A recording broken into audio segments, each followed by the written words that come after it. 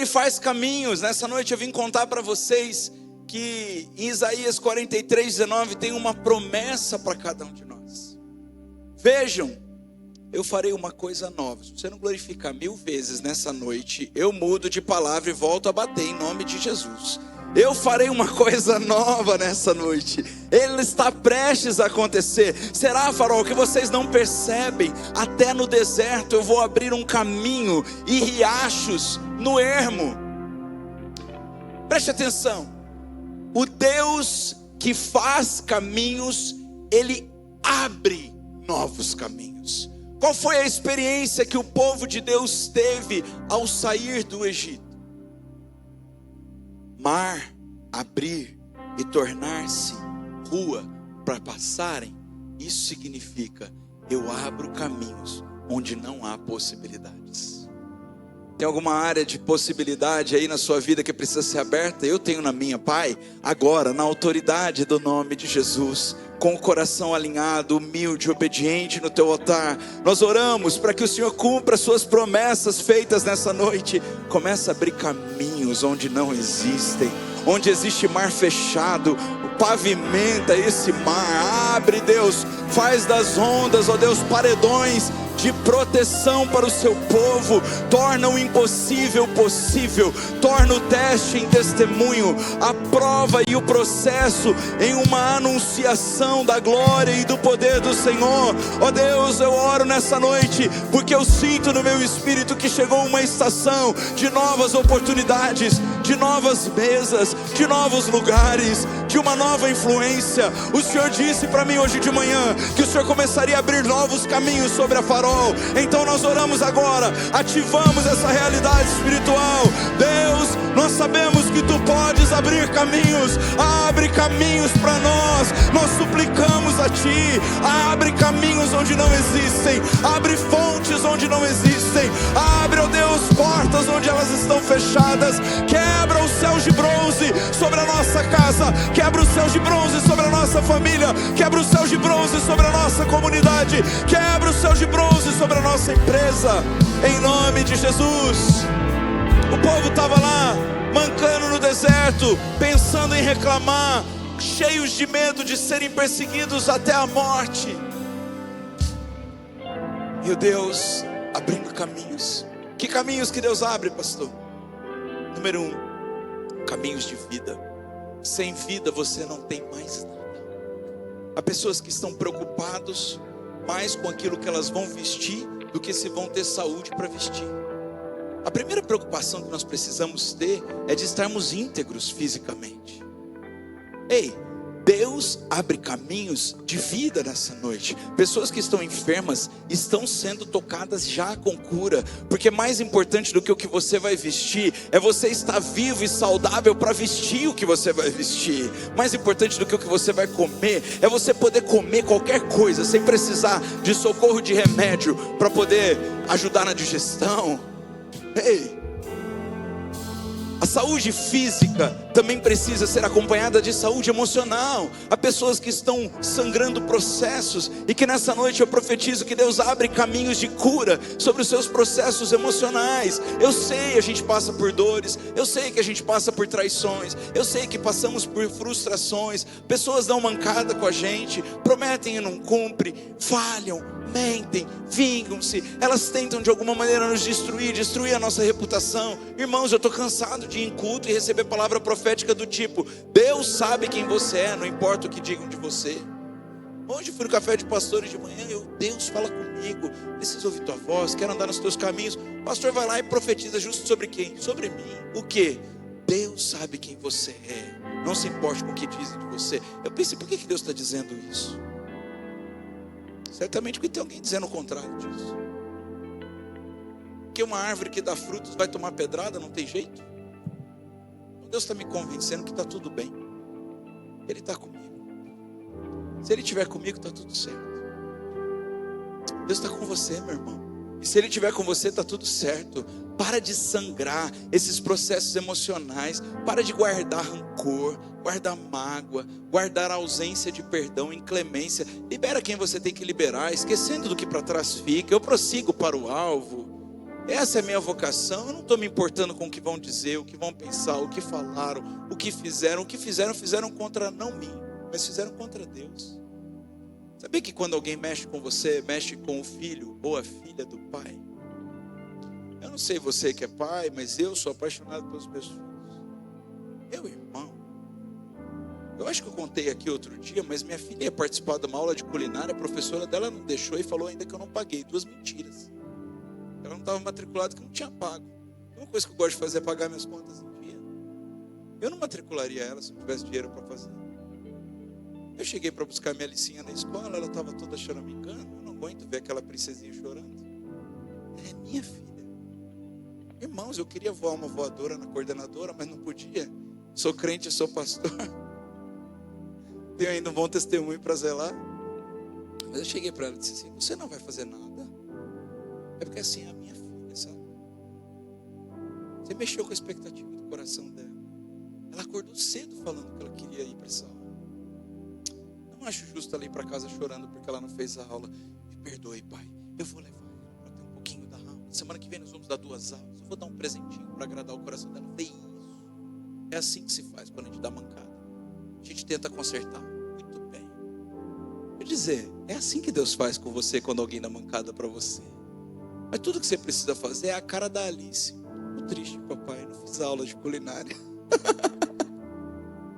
Mas ao invés disso, às vezes você fica bravo, tenta se defender, paga o mal com o mal, fala mal de quem te falou mal. Deixa com Deus, você é filha do papai, é filha do papai. Ele quer te dar saúde emocional nessa noite. Ele precisa curar essa esfera da sua vida. Ele precisa abrir um caminho de saúde emocional para você. Quem recebe essa saúde, diga: eu recebo. Esquece o teu passado, o teu ex, a tua ex, o teu antigo empregador, a tua antiga igreja. Gente, você está aqui, escreve uma nova história. Esquece o passado em nome de Jesus. Amém? Para de remoer a dor. Está na hora de tomar um ânimo novo. Beber uma água purificada do altar do Senhor. Deixar o Espírito Santo purificar suas vias emocionais. Deixar Ele levar toda a amargura do seu coração. Não, porque meu pai em 1952, eu falei: meu Deus do céu, tem misericórdia. A pessoa está presa numa mágoa de 1952, de 1969, de 75, ou não importa, de 2025, você está preso. Deixa Deus abrir caminhos de vida sobre as 3 esferas: a saúde emocional e a saúde espiritual. Pecados, eles adoecem a nossa saúde espiritual. Quando nós escolhemos por pecar, nós estamos fazendo uma péssima escolha. Nós estamos escolhendo ficar doentes. Não é que o pecado não tenha a sua satisfação. Se não tivesse, a gente não pecava. Se fosse comer almeirão, seria fácil. Ninguém ia querer. Não é verdade? Alguém quer tomar mel? Não. Esse melzinho é bom. O pecado tem sabor de mel. Igual a vingança da cantora Damares. Mas não faz bem para o nosso espírito. Nos interrompe a comunhão com Deus. Bloqueia o caminho da bênção.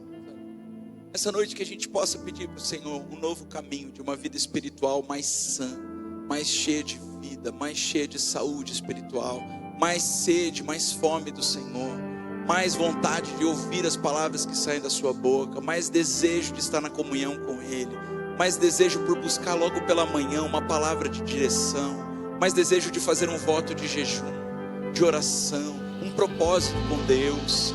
É um voto de amor ao Senhor, um voto de caridade aos pobres. O pecado, ele nos afasta da presença de Deus, mas a obediência nos aproxima. A obediência abre um caminho, a obediência é uma ponte para Deus.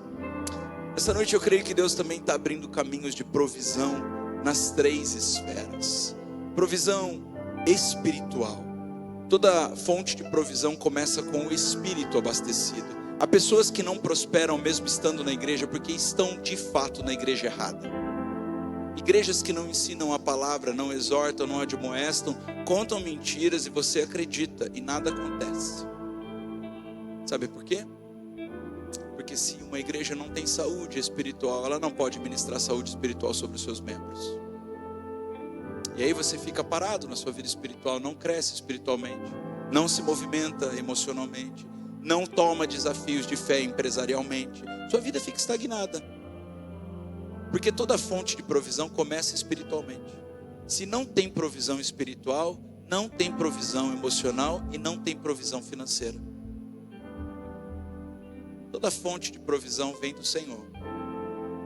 É na vida com Deus que nós provisionamos capacidade emocional para vencer processos, capacidade espiritual para produzir recursos. Por que espiritual e não física?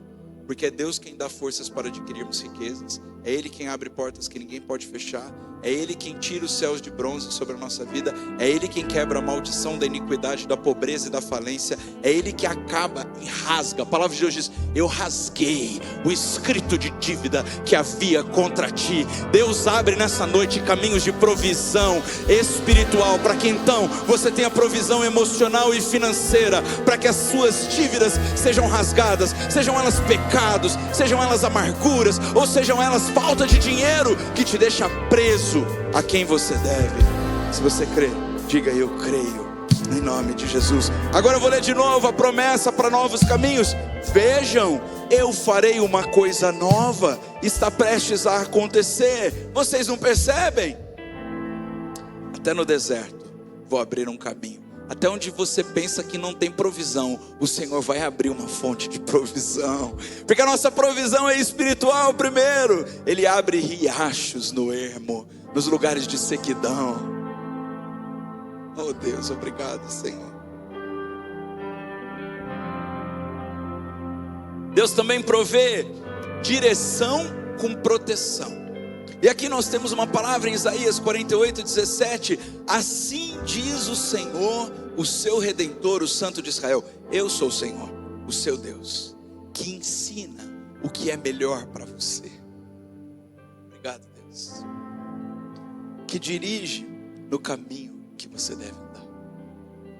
Todos os dias nós podemos andar por muitos caminhos, nós podemos fazer muitas escolhas. Há momentos especiais da nossa vida que temos decisões cruciais para tomar. Um momento que vai acontecer daqui a pouco, quando eu convidar para o altar pessoas que querem corresponder a essa palavra. É um momento muito importante. Sabe por quê? Deus criou o mundo através do poder da palavra.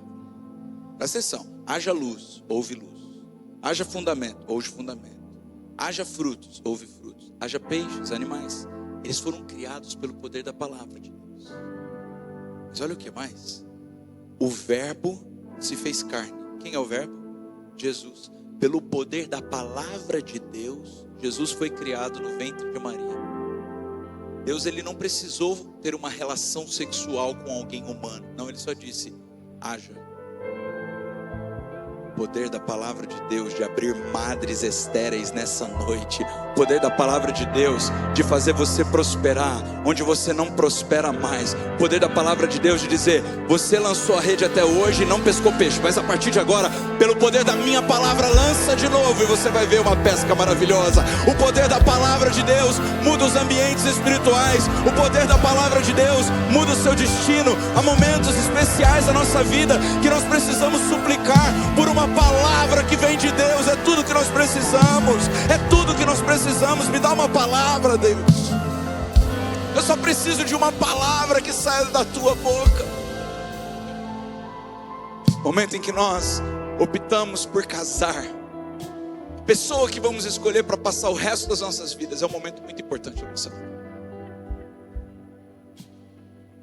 Ali está o seu poder de construção ou destruição. Quem já amargurou num casamento sabe do que eu estou falando.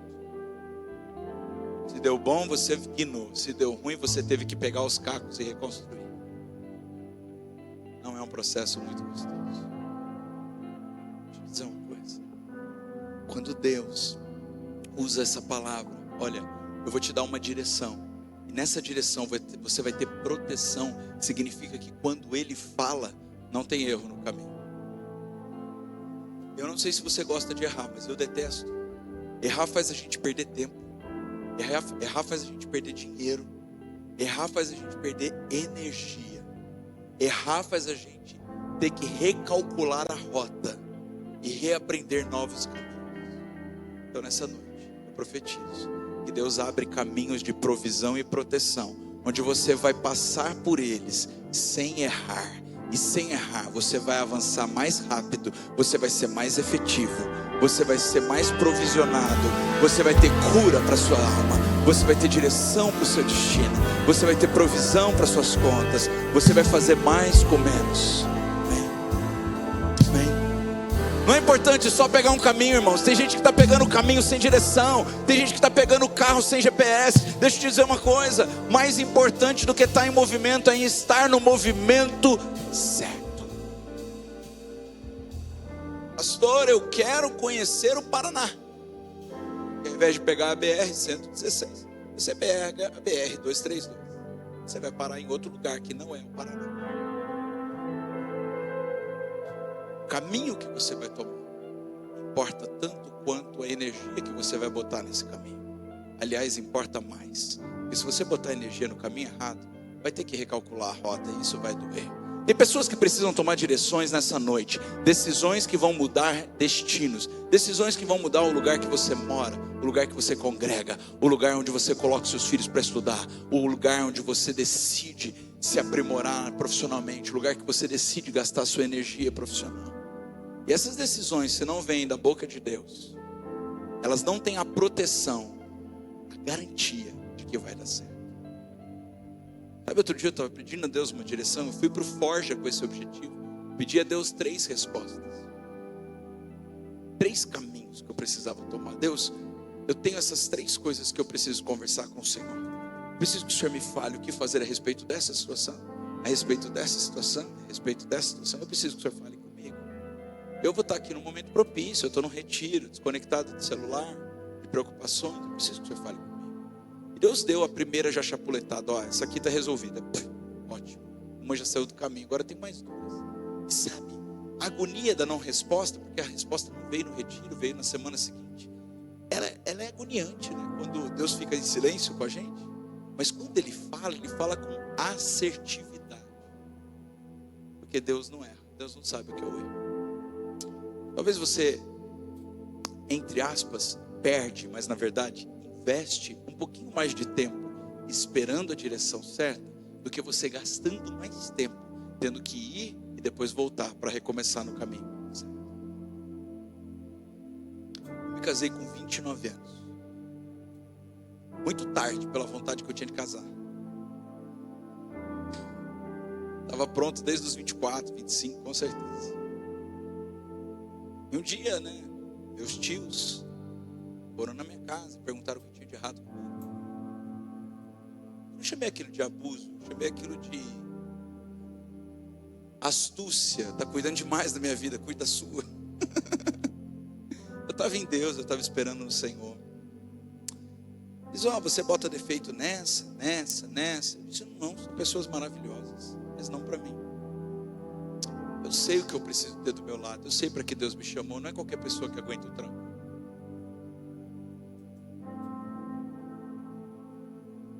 Entre mamadeiras e noites mal dormidas, entre crises e tentativas de reconexão profissional, entre campanhas políticas não vencidas, entre abertura de igreja e mudança de cidade, entre filhos doentes e sem rede de apoio, entre fazer ministério com 1000 mensagens por dia nos 2 celulares bombando e liderar com excelência sem amargura, eu tenho a melhor pessoa do meu lado, a única que daria conta do recado. Porque Deus não erra quando Ele dá a direção. A gente pode errar, mas Deus não. Então quando Deus dá a direção, ela é assertiva, você não perde tempo, não tem que recomeçar de novo. Não fique tão ansioso para começar ou tomar uma decisão. Espere o tempo necessário para Deus falar, porque quando Ele fala com assertividade. Então eu disse para eles naquele dia, olha, não tenho nenhum problema, fiquem tranquilos. Estou no ministério, carrego um peso difícil de carregar. Mas quando Deus tiver a pessoa, eu vou saber que é a pessoa. Mas não é nenhuma dessas pessoas boas que estão aparecendo. Quando apareceu o Tawana, eu errei um pouquinho na ansiedade, porque eu fiquei tão feliz, fazia tanto tempo que eu estava esperando. Eu falei, é ela, filha, valeu. Só que ele não disse assim, é ela e fica quieto, espera um pouquinho, vai conquistando. Ele disse, muito prazer, meu nome é Jonatas e eu vou me casar com você. E ela olhou para mim, de verdade, foi assim. Ela olhou para mim e falou assim, pastor, você deve estar enganado, a gente nem se conhece ainda. Eu disse, mas Deus falou comigo. Mas Deus não falou comigo ainda, então Ele vai ter que falar comigo antes. Levou 2 anos para Deus falar com ela. Ainda bem que ela se propôs a ouvir a voz de Deus. Eu sempre soube que eu era o cara de mais oração. É só ver tal Ana e ver a minha. É uma diferença grande. Mas graças a Deus ela se propôs a ouvir a voz de Deus e não endureceu o coração dela. Aleluia. Vou te dizer uma coisa, a direção de Deus é certa. Tem provisão de proteção. Essa noite, se Deus te der uma direção, ela não vai ser uma direção que você vai ter que recomeçar. Ela vai ser uma direção onde você vai poder trilhar e gastar todo o seu tempo, sua energia, sua vontade, colocar à sua disposição emocional, sua energia espiritual, e não vai ter erro. Você nasceu com um propósito. Todos nós nascemos com um propósito, mas nem todos cumprimos um propósito, porque a bússola para o nosso propósito, quem tem é Deus, e nem todo mundo está disposto a se relacionar com Ele. Você nasceu com pernas e com pés, mas só Deus pode te instruir qual é o caminho certo. São muitas escolhas que podemos fazer todos os dias. Você tem ímpetos, tem vontade, mas sabedoria está em pegar os seus ímpetos e as suas vontades e ofertar a Deus no altar do Senhor e dizer assim, Senhor, estão aqui minhas vontades, eu ofereço elas a Ti. Eu gostaria que fosse assim, porque eu sei que o Senhor não me fez um robô, o Senhor me fez alguém com vontade própria, mas eu quero te dizer que a minha vontade própria não pode ser maior do que a Tua vontade para a minha vida. Então de repente, Deus, se eu estiver enganado, por favor, tira o engano do meu coração, mostra para mim quem são as pessoas, qual é o emprego, qual é a porta que eu tenho que bater, mostra para mim como eu devo educar os meus filhos, como eu devo me portar nessa situação. Agora surpreenda-se, porque a hora que você orar isso, talvez você nunca orou, não vai levar muito tempo para Deus fechar portas, abrir outras, colocar pessoas, tirar outras. Mas tenha certeza que os caminhos de Deus são perfeitos. Eu sou o Senhor, o seu Deus, que ensina o que é melhor para você, que te dirige no caminho que você deve andar. Quem deseja ter direção com proteção? Então nós oramos agora, ó Deus dos céus, para que a gente não erre no caminho, para que nessa noite o Senhor torne claro como o sol do meio-dia, qual é o caminho que precisamos seguir. Nós sabemos que em primeiro lugar o caminho é o Senhor, mas nós precisamos também de decisões práticas do nosso dia a dia, a respeito do nosso trabalho, a respeito da nossa família, do futuro, Pai. Muitas pessoas angustiadas com relação ao futuro, começa a revelar para elas que o futuro certo, cheio de esperança e paz, estão nas Tuas mãos, ó Deus. Esse futuro, ele não está escondido, ele está revelado a quem teme e conhece o Senhor. Começa a revelar a cada um aqui que não é tarde demais para escolher o caminho certo, para recomeçar e fazer do jeito certo. Começa a revelar que o Senhor é o redentor do tempo e que não houve perdas, porque o Senhor faz com que as perdas se tornem em tempo redimido, em unção dobrada. No lugar da vergonha que os meus irmãos e irmãs sofreram, o Senhor pode coroá-los hoje em dupla honra. Vai tirando, Senhor, o remorso, o peso da culpa, o peso da ausência da sabedoria. Vai removendo agora, Senhor, o orgulho que nos prende, a autocomiseração, a autopiedade, a pena de nós mesmos, Espírito de Deus. Vai fazendo isso na nossa vida e nos revelando qual o caminho que devemos seguir. João 14:6. A palavra de Deus diz que Jesus respondeu: eu sou o caminho, a verdade e a vida. Ninguém vem ao Pai senão por mim. Está fácil descobrir nesse sermão que quem anda com Jesus nunca está andando errado. Pastor, mas como eu tenho certeza? Agrada-te do Senhor, Ele satisfará os desejos do seu coração. Entrega o teu caminho ao Senhor, confia nele e o mais Ele fará. O problema é que a gente segue as 2 primeiras partes do versículo e esquece da terceira. Entrega o teu caminho ao Senhor. A gente vem no culto e fala: Deus, entrego a Ti o meu caminho. Confia nele. Meu coração está confiando no Senhor. E o mais ele fala: não, mas aqui eu vou te dar uma ajudinha. Aqui eu vou tentar resolver o que você está precisando. Tá, Deus? Você está precisando da minha ajuda para resolver esse problema, não é verdade? Porque eu orei a respeito... eu orei a respeito desse emprego. Então agora, já que eu orei e confiei em Ti, eu vou lá e vou pedir a conta. Não, irmão, espera você mandar embora. Espera Deus abrir outra porta. Espera Ele fazer aquilo que Ele tem que fazer. E faça apenas aquilo que você tem que fazer. E aquilo que você tem que fazer é esperar que Ele faça, e então você corresponde ao que Ele está fazendo. Não chora quando Ele fizer. Segue o caminho, confia. Graças a Deus pelas portas que Ele fechou na sua vida. Significa que Ele abriu novas portas que estão te conduzindo a um caminho. Graças a Deus pelas pessoas que Ele tirou. Significa que elas não fazem parte do seu destino. Graças a Deus pela coisa que deu errado, porque até o erro no plano de Deus se torna em acerto. Os irmãos de José colocaram ele no poço, venderam ele para o Egito, falaram para o pai que ele tinha morrido e acabaram com as esperanças do velho. Ele aprende o caminho, confia no Senhor e espera o Senhor fazer o resto. Sabe o que acontece? De escravo se torna encarregado, de encarregado se torna injustiçado e prisioneiro, de prisioneiro passa no teste e se torna governador, e de governador ele se torna provedor daqueles que o feriram. E um dia esses caras, morrendo de medo de José ser tipo a Damares, vingativa, né? E falar assim, cantar uma musiquinha, minha vitória tem sabor de mel, eu sou governador e você está lascado sem comida. Sabe o que ele faz? Vocês tramaram o mal contra mim, mas Deus tramou o bem a favor de mim. Ele transformou a maldição que fizeram em bênção, porque até os erros no plano de Deus se tornam em acertos. Até aquilo que fizeram de mal contra ti tornar-se-á em dupla honra. É a palavra de Deus em Isaías 62. No lugar da vergonha que você sofreu, eu vou te coroar com dupla honra. Quem crê, acredita, glorifica. Quem já foi humilhado pode dizer glória a Deus. Deus está por mim, não contra mim. Eu não estou padecendo à toa. Aquilo que fizeram contra mim, Deus computou como injustiça, e Ele transforma injustiça em justiça. Ele transforma maldição em bênção. Ele transforma ansiedade em esperança. Aleluia, Jesus.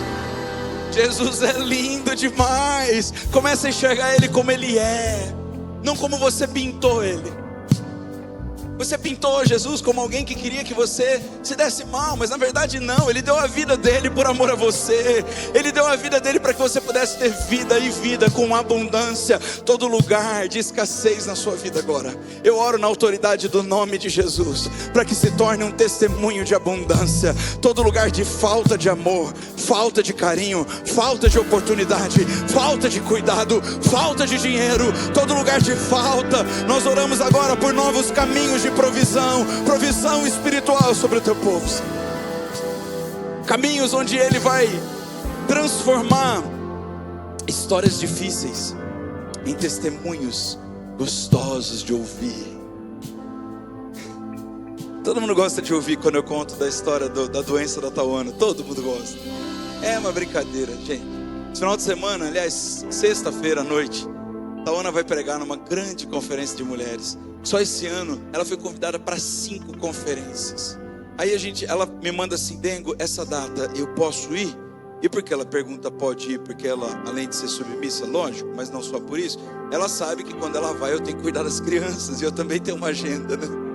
Eu, claro, amor, pode ir, eu me desenrolo aqui, eu fico com eles. É Cuiabá, é Mato Grosso, é São Paulo, é Rio de Janeiro, pode ir, vai espalhar a palavra. Todo mundo gosta de ver, ela é escritora, aquela moça linda, fala de Jesus como, olha, maravilhosa, amém Jesus nós todos. Mas quando Alice estava com 3 meses e um câncer de tireoide da pior espécie que existe, que dá metástase e em 6 meses leva alguém para o buraco, eu não consegui não me emocionar domingo quando vi ela encenando com Davi, ela morta e ele chorando em cima dela.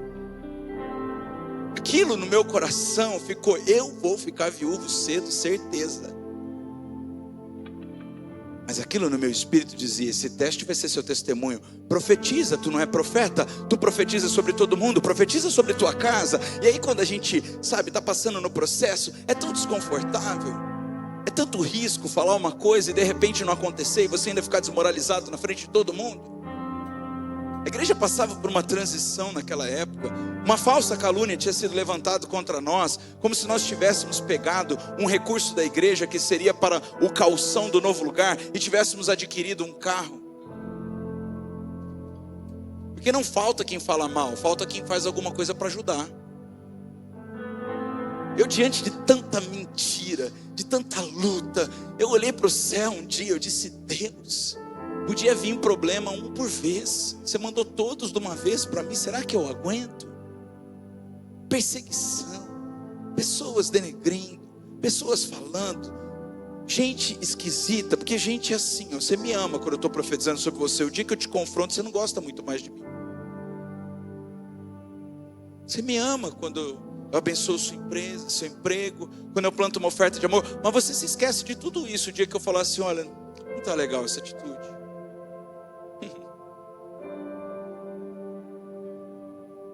Gente que amava a gente no comecinho da Farol e de repente estão olhando pra gente esquisito. Carrão, hein, pastor?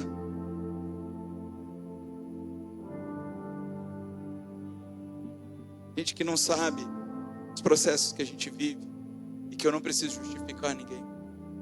Gente que não conhece a nossa rotina de trabalho e que eu também não preciso falar para ninguém. Gente que não sabe de onde vêm nossas famílias e que eu também não preciso justificar ninguém. Gente que não entende o que é bênção e favor imerecido e que eu também não preciso justificar para ninguém. E que nesse momento a gente sofre calado e fala: o que a gente faz? Vai ficar igual um doido varrido, brigando com todo mundo? Vai ficar justificando para todo mundo sua reputação? Ou vai confiar que Deus vai fazer isso por você? O que você vai fazer, irmão? Estou contando meu testemunho para gerar um testemunho em você. Só para isso, é só para dar glória para Deus. A glória não é de homens, a glória é de Deus. E naquele domingozinho de manhã, na Farolzinha, nunca vou me esquecer, eu com o coração apertado, cheio de bronca para resolver. Tauana fragilizada, ela que é tão forte. Davi entendendo tudo e Alice nada. E eu prevenido, já pensando no plano B. O cabelo dela caindo, dela tendo que fazer quimioterapia, eu tendo que colocar eles numa escola integral, porque ela é uma mãe de mão cheia, tempo integral. Eu já preocupado com provisão. O Senhor disse para mim: isso não é uma doença para a morte, é para a glória de Deus. Tá bom, Deus, obrigado pela boa notícia. Mas não é só para você, você é pastor.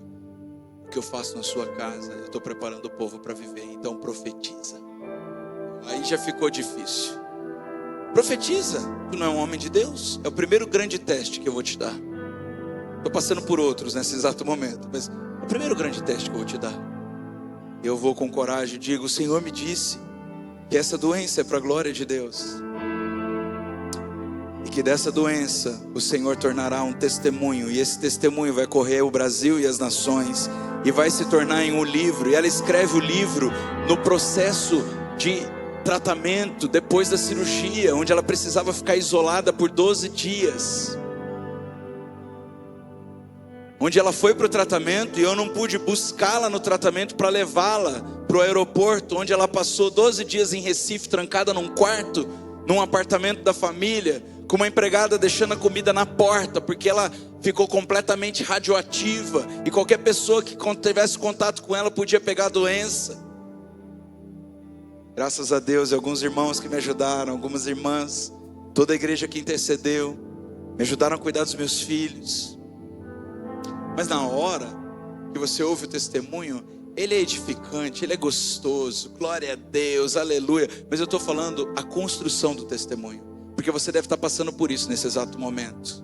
Você deve estar passando pelo momento em que você precisa ficar quieto e não se justificar para as pessoas que você está certo. Você deve estar passando pelo momento onde você está precisando perguntar para Deus o que pode ser melhor na sua vida, para que Ele use para a glória dEle aquilo que Ele está construindo. Você deve estar passando pelo momento de dúvida, se realmente Deus está falando que vai dar certo, se realmente vai dar certo, se realmente isso vai ser um testemunho para a glória de Deus. Pois eu vim aqui como profeta te animar. O Deus que fala não mente, o que Ele começa Ele termina. Se Ele falou, Ele vai cumprir. Deus é Deus que usa todas as situações difíceis para glorificar o nome do seu Filho Jesus. Por amor a você, Ele deu o único filho que Ele tinha. Ele deu para morrer por sua vida, por sua casa, por sua família. Pelas suas pisaduras você está sarado. Não há maldição contra Israel de Deus. Ainda que o inferno se levante, Ele vai colocar anjos para te proteger.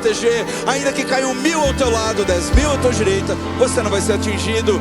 Aos seus anjos Deus dará ordens ao teu respeito. A tua história não cumpre você escrever, Ele está escrevendo do jeito dEle. E Deus não escreve certo por linhas tortas, não.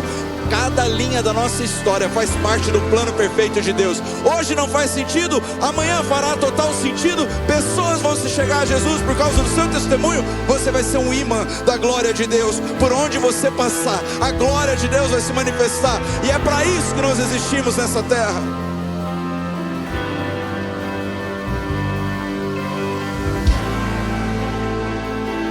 Deus, Ele nos conduz em assertividade e triunfo. Deus quer te guiar sem que você tenha que cair do cavalo. Mas ainda que você tenha que cair do cavalo, você está preso a uma palavra que saiu da boca dEle no dia da sua concepção. Não tente fugir de Deus, meu irmão.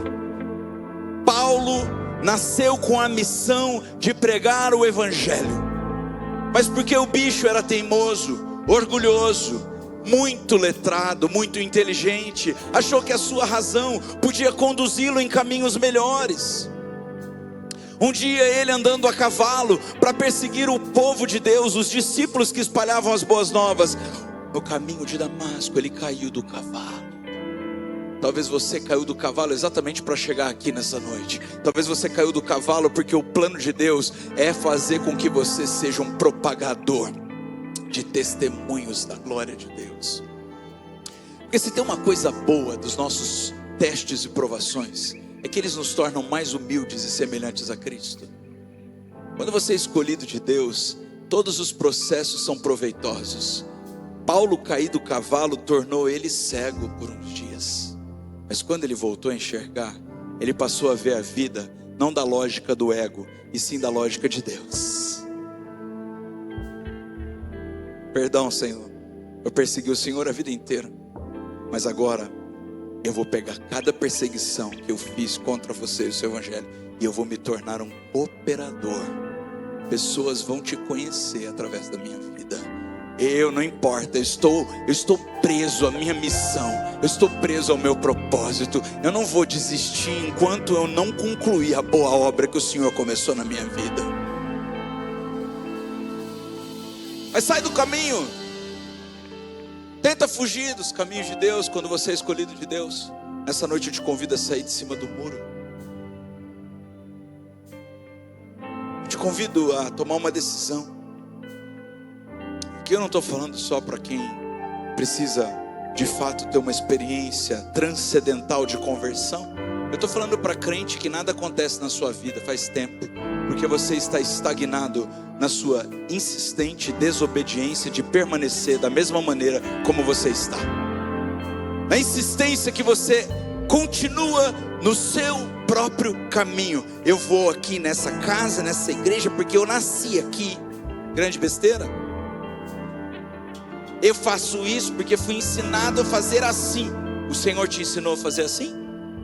Porque se não foi o Senhor que te ensinou a fazer assim, você está fazendo errado. Ainda que todos ao redor te digam que você está certo, eu prefiro que todo mundo me diga que eu estou errado e que Deus diga que eu estou certo, do que todo mundo que diga que eu estou certo e eu esteja errado para Deus. Tem que ver quem que você está buscando acertar, quem você está tentando agradar, qual é a pessoa que mais importa na sua vida. E de repente a sua vida está totalmente parada. Há anos você vive a mesmice espiritual, emocional, financeira. É uma coisa que eu tenho orado, irmãos. Nós temos uma palavra aqui sobre essa igreja, temos algumas palavras. Uma delas é que Deus tornaria alguns irmãos milionários. E não fui só eu que dei essa palavra, foram alguns profetas que deram a mesma palavra. Mas sabe o que eu tenho orado? E hoje eu vou cutucar essa onça com a vara curta. Eu tenho orado porque a Farol cresceu, expandiu, está sendo maior em influência, mas eu não percebo essa movimentação na vida de todos os irmãos. E isso tem me incomodado porque eu oro por vocês todos os dias. Me incomoda ver que muitos irmãos não progridem em renda, não progridem em emoções, não progridem em relações, não progridem em ministérios. E não é possível que esteja todo mundo errado e só você esteja certo. Isso é um traço quase que, vamos falar, irracional, para não dizer narcisista. Está todo mundo errado e você está certo. Todo mundo te odeia e está perseguindo você, mas você não tem nada que pode aprumar mais. Não tem nada na sua vida que pode melhorar. Sabe como é?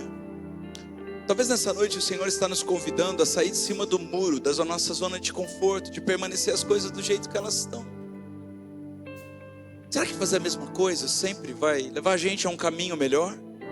Ou será que Deus está nos pedindo um passo a mais de ousadia, de fé, de jejum, de oração, de voto com Deus, de compromisso no altar, de equilíbrio?